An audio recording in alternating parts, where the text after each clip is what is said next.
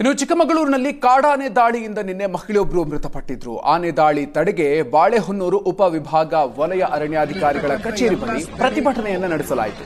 ಗ್ರಾಮಸ್ಥರ ಪ್ರತಿಭಟನೆಯಲ್ಲಿ ಜೆಡಿಎಸ್ ಯುವ ನಾಯಕ ನಿಖಿಲ್ ಕುಮಾರಸ್ವಾಮಿ ಸಾಥ್ ಕೊಟ್ಟರು. ಕೂಡಲೇ ಅರಣ್ಯ ಸಚಿವರು ಸ್ಥಳಕ್ಕೆ ಆಗಮಿಸಬೇಕು ಅಂತ ನಿಖಿಲ್ ಒತ್ತಾಯಿಸಿದ್ರು. ನಿರಂತರವಾಗಿ ಈ ಭಾಗದ ರೈತರು ಆನೆ ದಾಳಿಯಿಂದ ಸಮಸ್ಯೆಯನ್ನು ಎದುರಿಸ್ತಾ ಇದ್ದಾರೆ.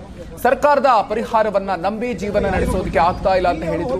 ಇನ್ನು ಕಾಂಗ್ರೆಸ್ ಸರ್ಕಾರದ ವಿರುದ್ಧ ನಿಖಿಲ್ ಕುಮಾರಸ್ವಾಮಿ ಕಿಡಿಕಾರಿದ್ರು. ರಾಜ್ಯದಲ್ಲಿ ಏನು ಸಾಧನೆ ಆಗಿದೆ ಅಂತ ಕಾಂಗ್ರೆಸ್ಸಿಗರೇ ಉತ್ತರವನ್ನು ಕೊಡಬೇಕಿದೆ ಅಂತ ಟೀಕಿಸಿದ್ದಾರೆ. ನಿಖಿಲ್ ಕುಮಾರಸ್ವಾಮಿ ಜೆಡಿಎಸ್ ಯುವ ನಾಯಕ ಸರ್ಕಾರದ ವಿರುದ್ಧ ಆಕ್ರೋಶವನ್ನು ವ್ಯಕ್ತಪಡಿಸಿದ್ದಾರೆ. ಎಲ್ಲ ಸ್ಥಳೀಯರು ಒಟ್ಟಾಗಿ ಒಗ್ಗಟ್ಟಾಗಿ 2 ವರ್ಷದಿಂದ ಇತ್ತೀಚೆಗದೆಂಥದೋ ಮೈಸೂರಿನಲ್ಲಿ ಸಾಧನಾ ಸಮಾವೇಶ ಅಂತಕ್ಕಂಥದ್ದು ಕಾಂಗ್ರೆಸ್ನವ್ರು ಹಮ್ಮಿಕೊಂಡಿದ್ರು.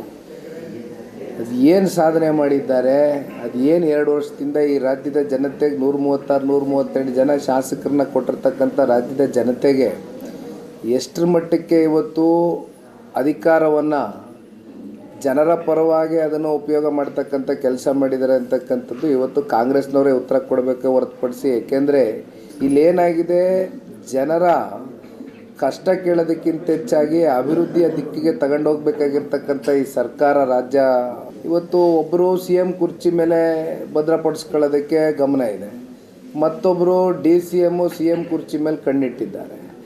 ಮತ್ತು DCM ಏನಾದರೂ CM ಕುರ್ಚಿಗೆ ಏನಾದರೂ ಹೋದರೆ ಮತ್ತೆ ಅವ್ರ ಪೊಸಿಷನ್ನ ಯಾರು ಆಕ್ಯುಪೈ ಮಾಡ್ಕೋಬೋದು ಅಧ್ಯಕ್ಷರ ಸ್ಥಾನ ಅಂತ ಮತ್ತೊಬ್ಬರು ಕಣ್ಣಿಟ್ಟಿದ್ದಾರೆ. ಒಟ್ಟಾರೆಯಾಗಿ ಈ ಕುರ್ಚಿ ಉಳಿಸ್ಕೊಳ್ಳೋ ಈ ಜಂಜಾಟದಲ್ಲಿ ಜನ ಇವತ್ತು ನಿಜಕ್ಕೂ ಕೂಡ ಬೇಸತ್ತು ಹೋಗಿದ್ದಾರೆ.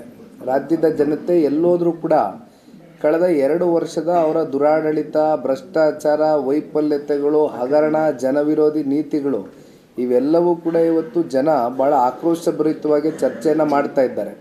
ಬಹುಶಃ ಇಷ್ಟು ಬೇಗ ಒಂದು